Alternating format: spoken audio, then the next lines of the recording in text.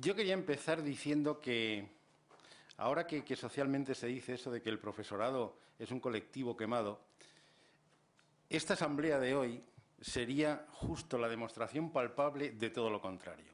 O sea, es muy difícil encontrar tanto entusiasmo, tanta entrega, tanta creatividad, tanta generosidad como la que yo he visto en todas las experiencias que habéis ido contando hoy. Realmente es una pena que la difusión sea tan restringida, ¿no? Y una de nuestras obligaciones como Administración es hacer que esto que hemos vivido entre todos los que estamos aquí llegue al máximo del profesorado. Yo quería retrotraerme. Conchi ha hecho alguna cita de filósofos. Yo creo que tenemos un precursor del mundo 2.0 que no es ni más ni menos que Aristóteles.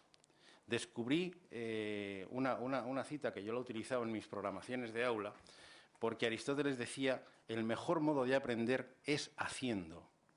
Y realmente, bueno, nos ha puesto en el camino. Realmente lo que hay que conseguir es que nuestros alumnos aprendan haciendo, en un marco colaborativo, en un marco de inclusión y en un marco de solidaridad, fundamentalmente.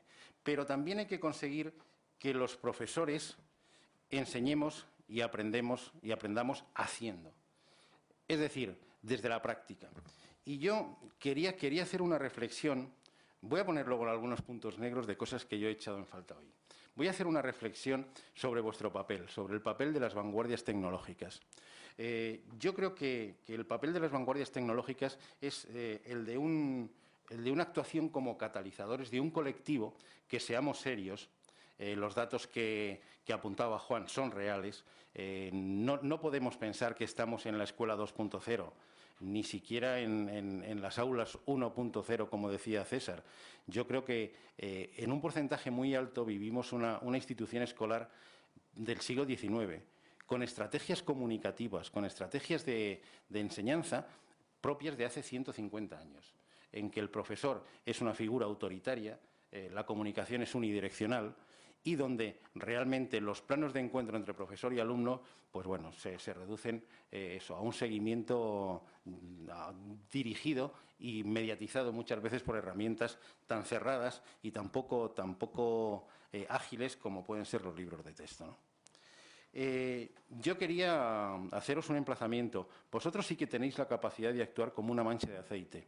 Y sí que hay que ser positivo.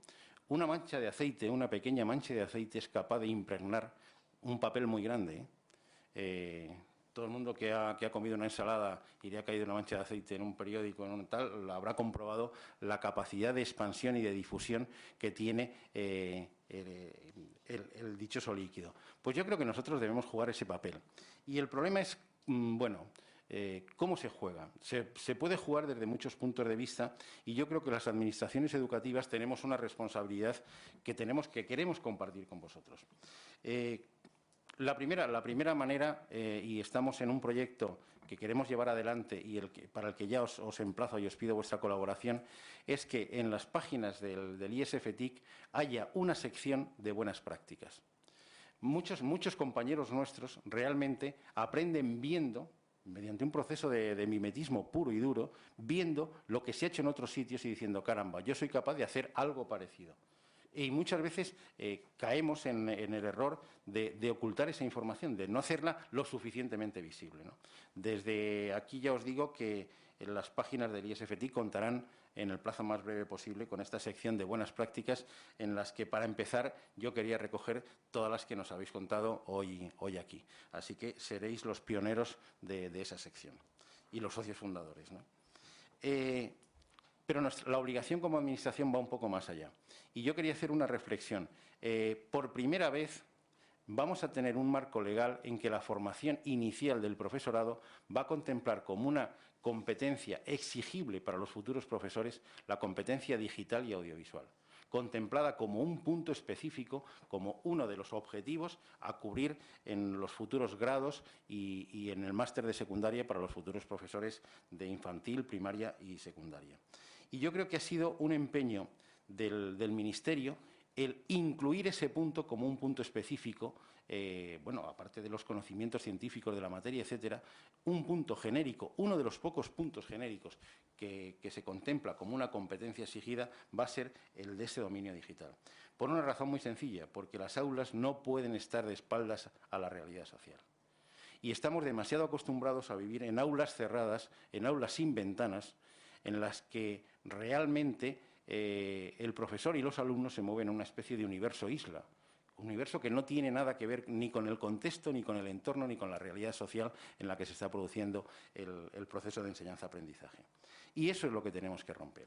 Tenemos que avanzar hacia un modelo de aulas abiertas, de aulas participativas, en que la comunicación sea multidireccional, en que el patrimonio de la información no sea exclusivo del profesor, en que la información sea lo más variada y a veces contradictoria, sin que eso rompa el discurso académico, y por unas aulas en las que prime la colaboración entre alumnos, entre profesores y sobre todo la creatividad. Tenemos las herramientas para hacer de nuestros jóvenes una generación creativa, original y colaborativa. Y lo que no podemos permitirnos es desaprovechar esa ocasión. Yo quería remarcar dos puntos que me han sorprendido. Quizá es culpa nuestra por la brevedad de tiempo. Claro, en 10 minutos no se puede decir todo lo que uno piensa y todo lo que uno ha hecho, ¿no? Y entonces yo he visto que a lo largo del día nos hemos escorado quizá en exceso a las herramientas y a los productos. Y yo creo que hay un pequeño problema que sí que tiene que ser fruto de reflexión entre todos nosotros, que de alguna manera estamos dentro de esa punta de lanza. Y son los aspectos metodológicos que implica el meter las TIC dentro del aula y utilizarlas de una manera integradora, no de una manera puntual, ¿no? Ahí sí que hay unos aspectos metodológicos que son los que van a afianzar a ese profesor inseguro en el uso de esas tecnologías. Pensémoslo, hay profesores que tienen miedo a la utilización en público de estas tecnologías. En su casa no tienen ningún problema y seguramente que participan, se bajan películas, compran en el Corte Inglés a través del ordenador y cosas de esas, pero tienen miedo a utilizarlo en las clases. Pues yo creo que una reflexión sobre esa gestión del aula, integrando las nuevas tecnologías, puede servir de apoyo a estos compañeros un poco más reacios a hacer uso de una tecnología que, por otra parte, ya está en los hogares. Hay un auténtico problema de formación. Y yo creo que también hay que ser creativos y originales, y nosotros vamos a hacer seguimos haciendo una apuesta de formación permanente en la que buscamos no solamente que el profesor sea un experto en determinadas herramientas TIC, sino que tenga esa capacidad de decidir metodológicamente cómo se produce esa integración. Sabemos que hay problemas gordos, y a mí es otra de las cosas que me ha sorprendido. La integración de las TIC chocan de manera frontal con la organización escolar.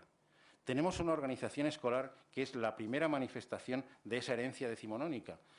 ¿Por qué el mejor módulo horario son 50 o 55 minutos?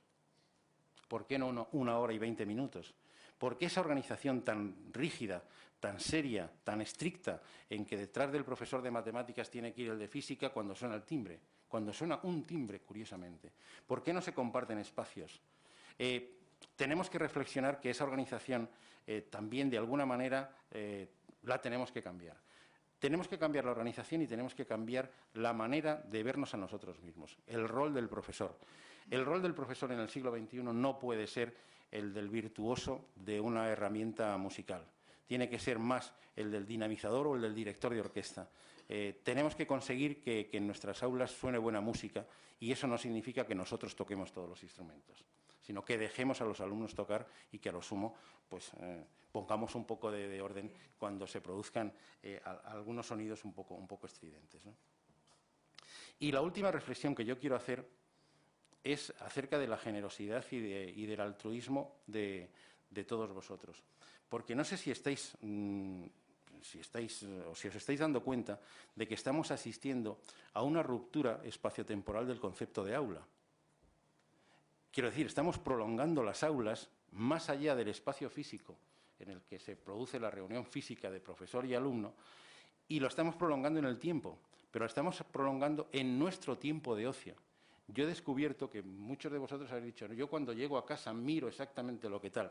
Yo creo que y quizás no sea yo la persona más indicada, pero creo que sí deberíamos empezar a reivindicar que eso también es práctica docente. Es decir, que crear un blog, mantener un blog, alimentar información y tal, desde fuera del marco horario ese de la hora de clase, es también un trabajo que tiene que ser reconocido. Y por último, quería decir dos cosas. Nos vamos a encontrar con problemas nuevos. Está claro que uno de los problemas nuevos es el de la propiedad intelectual. O sea, sí que hay que educar a nuestros alumnos en el sentido de que no todo lo que hay en la red se puede utilizar de manera indiscriminada. Nosotros ahora estamos colaborando con el Ministerio de Cultura, con Cedro y con Telefónica y con alguna otra empresa en un proyecto que se llama Educar para Crear. Es un proyecto en el que se enseña a los alumnos que efectivamente las ideas son un bien y como todo bien hay que respetarlo. No se puede entrar a saco secuestrando ideas de los demás y haciéndolas pasar como propias, ¿no? Y otro problema que también nos vamos a encontrar y que ya ha surgido en algunos medios de comunicación es la utilización perversa de la red pues en prácticas de ciberbullying. Yo creo que sí tenemos que educar a los alumnos en que efectivamente cualquier tecnología es una prolongación de nuestras capacidades y de nuestros sentidos y hay que utilizarla pues con respeto, con sentido cívico y, fundamentalmente con civismo. Y la última cosa que yo quería hacer era no desaprovechar el enorme potencial que yo he visto aquí durante toda esta jornada, y yo os invitaría a participar ya en una red social en que de alguna manera nos hagamos entre todos abanderados de ese nuevo evangelio, yo no le llamaría evangelio, de esa nueva bandera, sí, le diría bandera, en que realmente las aulas no solamente abran sus ventanas, abran sus puertas, sino de alguna manera tiren sus paredes y realmente las aulas sean un reflejo fiel de lo que está pasando ahí fuera. Es lo que la sociedad nos demanda. Tenemos que enseñar a los alumnos a ser futuros ciudadanos y buenos ciudadanos. Y yo creo que con las TIC es la herramienta perfecta para hacer que nuestras aulas sean espacios abiertos y no universos islas. Y la última cosa, mi más sincera enhorabuena a todos los que habéis expuesto los proyectos y quiero daros las gracias sentidas en nombre del Ministerio por vuestro esfuerzo generoso y gratuito. Muchas gracias. Una cita que yo la he utilizado en mis programaciones de aula, porque Aristóteles decía, el mejor modo de aprender es haciendo. Y realmente, nos ha puesto en el camino. Realmente lo que hay que conseguir es que nuestros alumnos aprendan haciendo en un marco colaborativo, en un marco de inclusión y en un marco de solidaridad, fundamentalmente. Pero también hay que conseguir que los profesores enseñemos y aprendamos haciendo. Es decir, desde la práctica. Y yo quería hacer una reflexión. Voy a poner luego algunos puntos negros de cosas que yo he echado en falta hoy. Voy a hacer una reflexión sobre vuestro papel, sobre el papel de las vanguardias tecnológicas. Yo creo que el papel de las vanguardias tecnológicas es el de una actuación como catalizadores de un colectivo que seamos serios. Yo quería empezar diciendo que ahora que socialmente se dice eso de que el profesorado es un colectivo quemado, esta asamblea de hoy sería justo la demostración palpable de todo lo contrario. O sea, es muy difícil encontrar tanto entusiasmo, tanta entrega, tanta creatividad, tanta generosidad como la que yo he visto en todas las experiencias que habéis ido contando hoy. Realmente es una... los datos que apuntaba Juan son reales. No podemos pensar que estamos en la escuela 2.0, ni siquiera en las aulas 1.0, como decía César. Yo creo que en un porcentaje muy alto vivimos una institución escolar del siglo XIX, con estrategias comunicativas, con estrategias de enseñanza propias de hace 150 años, en que el profesor es una figura autoritaria. Pena que la difusión sea tan restringida, ¿no? Y una de nuestras obligaciones como administración es hacer que esto que hemos vivido entre todos los que estamos aquí llegue al máximo del profesorado. Yo quería retrotraerme, Conchi ha hecho alguna cita de filósofos, Yo creo que tenemos un precursor del mundo 2.0 que no es ni más ni menos que Aristóteles. Descubrí